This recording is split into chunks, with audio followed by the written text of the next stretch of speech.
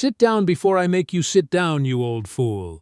Officer Rusk's hand closed around the strap of Captain Mariah Vale's bag, yanking it off her shoulder so hard the cane she'd been leaning on clattered to the bus station floor. Sergeant Maddox stood behind him laughing, arms crossed, badge catching the fluorescent light. Mariah didn't move to pick up the cane. 63 years old, knees that had carried her through 2 tours and 31 years of factory floors after that, and she would not give these 2 men the satisfaction of watching her crawl for it. "I have a ticket," she said, voice level. "I'm only waiting for the 6:15 to Bedford. You've been sitting on that bench for an hour. Loitering. We've had complaints." "From who?" "Don't matter from who." Rusk kicked the cane 2 feet further away, like it was a game. "What matters is you're gonna get up and walk yourself out of this station, or I'm gonna walk you out myself." Lieutenant Colonel Malik Dawson set down his coffee. He'd been sitting 3 benches over for 20 minutes, duffel bag between his boots, waiting on the same bus, dressed in nothing that would tell anyone what he was. Just a gray jacket, jeans, a face that had learned a long time ago how to hold still. He stood up slow, the way men his size learn to stand so they don't startle a room. "Take your foot off her, Kane." Rusk turned, sizing him up the way men like Rusk always did, quick, dismissive, already deciding the outcome before the conversation started. "This isn't your business, friend. I'm making it my business." Malik bent down, picked up the cane himself, and held it out to Mariah without taking his eyes off the 2 officers. "Ma'am, this yours." What neither Rusk nor Maddox knew was that the quiet man in the gray jacket had spent 18 years in the United States Army and had buried more friends than either of them had ever met. And what Malik didn't know yet was that the old woman they'd just tried to drag off a bench would be the reason his whole life changed in 9 days. Before the story goes further, drop the city you're watching from in the comments, and stick around, because what happens to Mariah Vale next is going to make you furious before it makes you proud.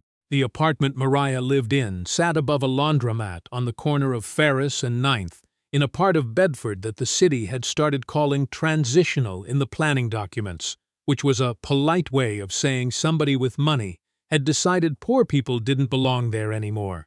She'd lived in that apartment for 19 years, paid rent on time for all 19, even the year her husband Walter died, and she was working 2 jobs just to keep the lights on. The alarm went off at 5:10 a.m., same as it had for 3 decades, though there was no factory to go to anymore. Lindell Manufacturing had shut its doors 8 years back, and the pension she'd been promised had evaporated somewhere in a bankruptcy filing nobody bothered explaining to the floor worker. What was left was a part-time job folding linens at Bedford Memorial Hospital, 4 days a week, 6 hours a shift, on feet that had given out on her twice last winter from standing too long. She made her coffee black because cream cost money she didn't spend on herself anymore. She looked at the eviction notice taped to her own refrigerator door. Not because she needed reminding, but because some part of her needed to see it every morning, needed to let the fear do its job of waking her up fully before she stepped outside into a world that had stopped being kind to her a long time ago. Ferris Tower Holdings had bought the building 11 months ago. The new management company had raised the rent 40% in a single notice, citing capital improvements that consisted, as far as Mariah could tell, of a fresh coat of paint in the lobby and a sign that said the building was now called the Birchwood. She had 31 days left on the clock the notice gave her. 31 days to find $600 more a month she did not have, in a city where the waiting list for senior housing ran 4 years long. Her granddaughter Renee was 22 and 3 semesters from her nursing degree, living with Mariah because the dorms cost more than tuition itself. Her grandson Tyrell was 14, quiet in the way boys get quiet when they're carrying something they don't have words for yet. His father, Mariah's son, had been gone 11 years now, killed coming home from a night shift by a driver who never stopped. And some nights Mariah still heard Tyrell talking to a photograph, in the dark like the boy thought his daddy might answer back. She had raised these 2 children twice now, once as a grandmother, and now, with the eviction clock running, she was trying to figure out how to do it a 3rd time, in a smaller place, on less money, with knees that had started failing her in ways the VA clinic for veterans' families called degenerative, like that word made it any easier to climb the stairs. The letter from Ferris Tower sat folded in her purse those days, next to a photograph of Walter in his army dress uniform, the only photograph she had left of the two of them young, and certain that the world owed them something for their service to it. It did not. She had learned that a long time ago. What the world owed you, you had to take, piece by piece, with your own two hands, and she had spent her whole life doing exactly that. That Tuesday morning she'd gone to the bus station early, because the hospital had moved her shift up, and Renee had the car for a clinical rotation, and the walk to the station took 20 minutes on a knee that screamed by minute 12.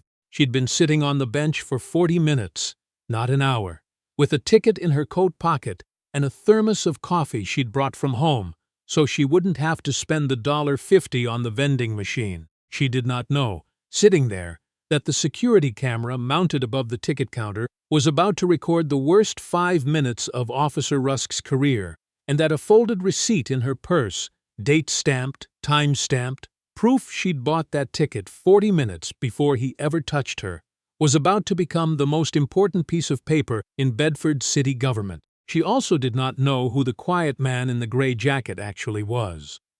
Lieutenant Colonel Malik Dawson had retired from active duty 7 months earlier, after 18 years that had taken him through deployments he didn't talk about at dinner tables, and a divorce he blamed entirely on himself. He'd come back to Bedford because his mother was buried there, and because he didn't know where else a man goes when the only structure he'd ever known, wake up, follow orders, lead men, survive, got taken away from him all at once. He'd been offered a position consulting on veterans reintegration for the county, and he was riding the bus to the first interview of his civilian life, sitting on a bench at 5:40 in the morning with a cup of gas station coffee and absolutely nothing to prove to anybody. Until he watched two grown men in uniform try to drag a 63-year-old grandmother off a public bench like she was trash blocking a doorway.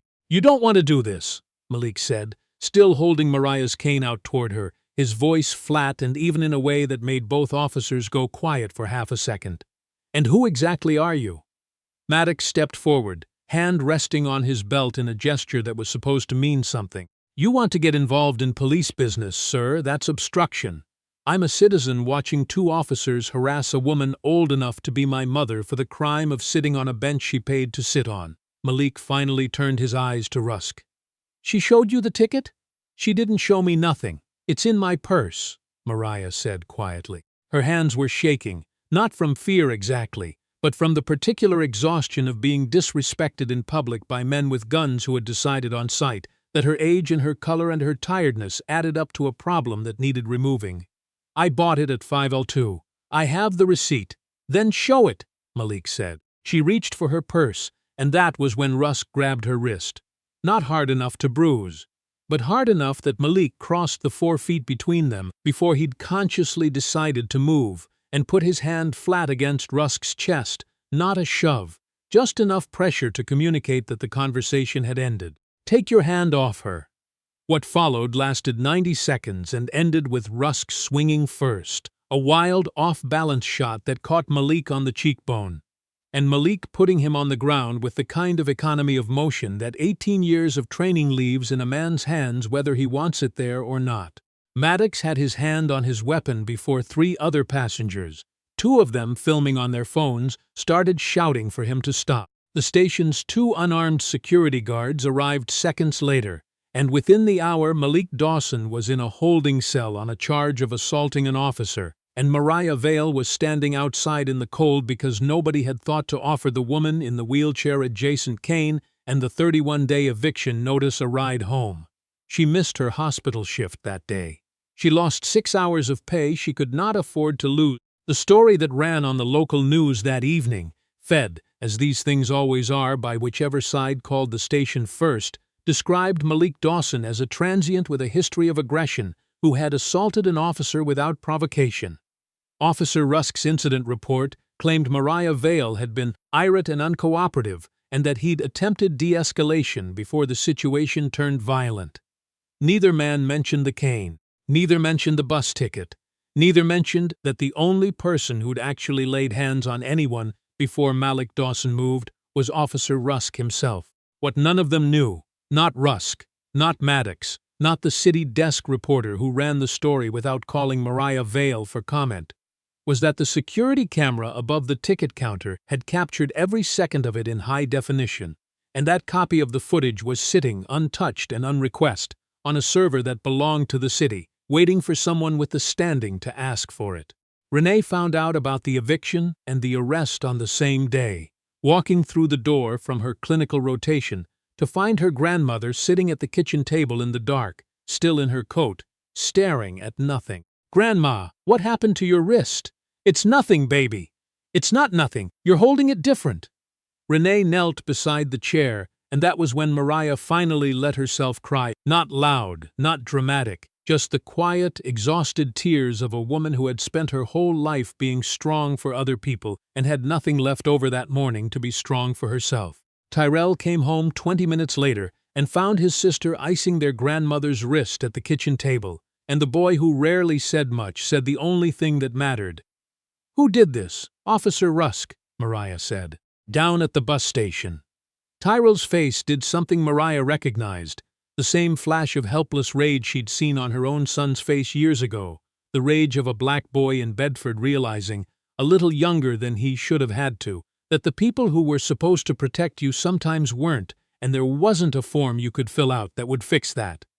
"We're not letting this go," Renee said. "I'm calling Reverend Otis. He knows people." "Renee, I don't have the energy to fight City Hall and the eviction, and then I'll fight it." "You raised me to fight, Grandma. You don't get to quit now." What Mariah didn't know that night was that Malik Dawson, sitting in a holding cell with a split lip and a bruised cheekbone, had used his one phone call not to a lawyer, but to a woman named Captain Vale. Not Mariah, a different Vale entirely, no relation, just a coincidence of names that would matter to absolutely no one. Actually, his call had gone to his old commanding officer, a man who, as it happened, now sat on the board of a veterans' legal defense fund with more resources and more patience for a fight like this than anyone in Bedford had reason to expect.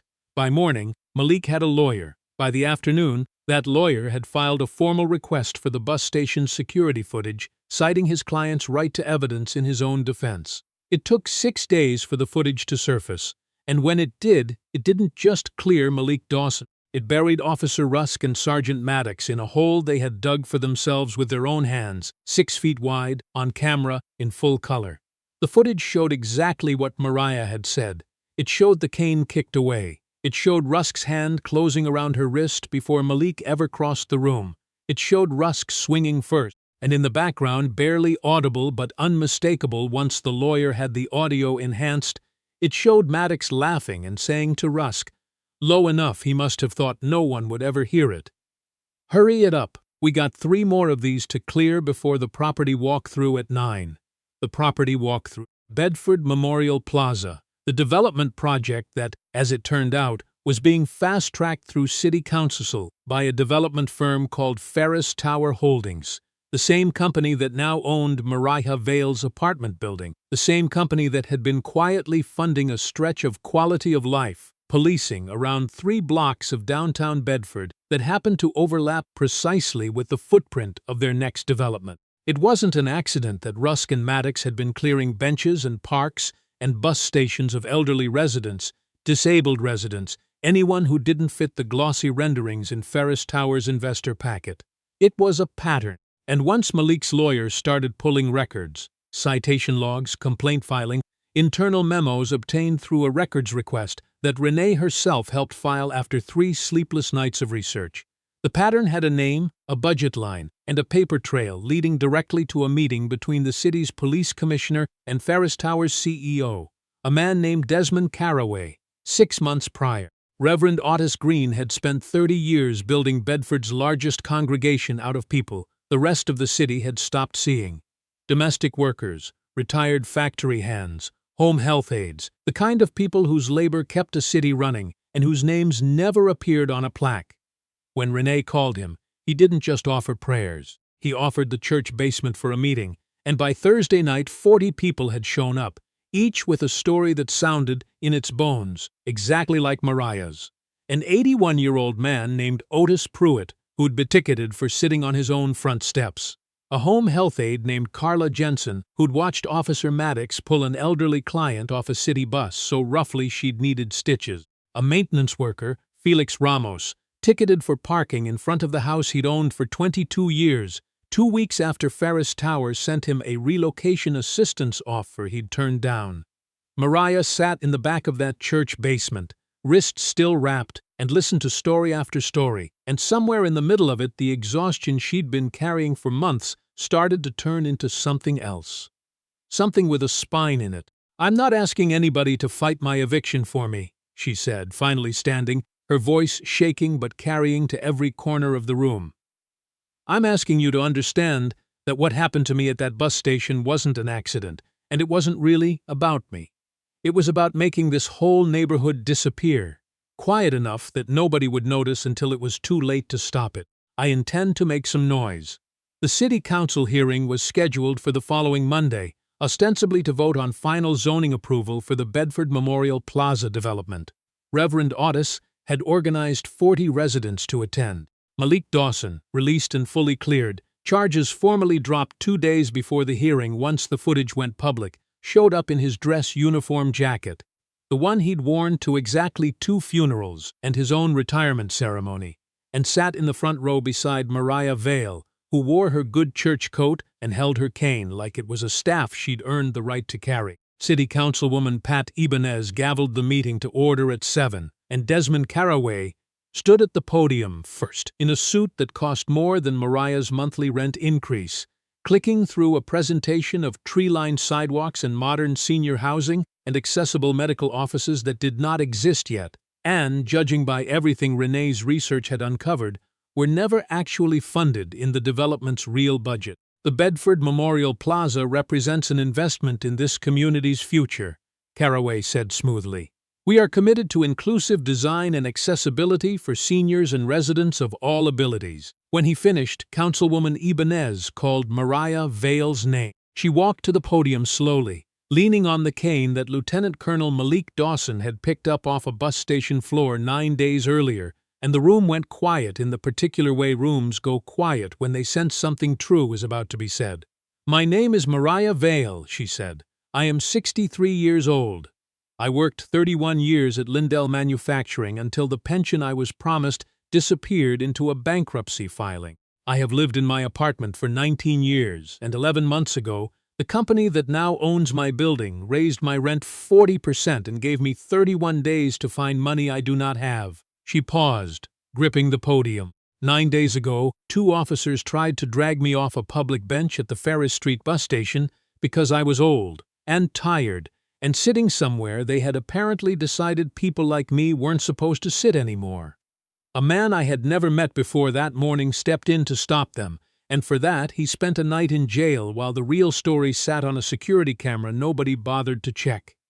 Murmurs moved through the chamber. Caraway's attorney leaned in to whisper something urgent. "What happened to me wasn't random," Mariah continued, voice growing steadier with every sentence.